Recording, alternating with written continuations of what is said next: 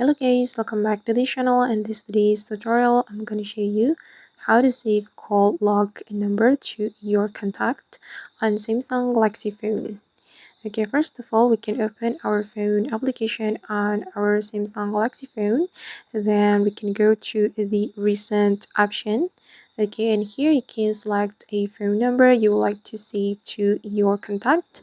So this is my call history on my phone, and I'm going to save this phone number. So we can just tap on the phone number like this and tap on add to contacts. Okay, and you can choose create new contact or update existing contact, and I'm just going to select create new contact.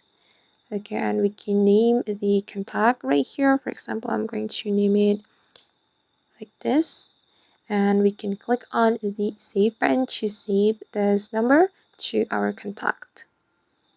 Okay, and now as you can see that the phone number has been saved to my contact. I guess and that's how we can save call log number to our contact on Samsung Galaxy phone. I hope this tutorial will be useful for you. Thank you so much for watching. And if you found this tutorial helpful, don't forget to hit the like button, leave your comments, and also subscribe to this channel. See you in the next video.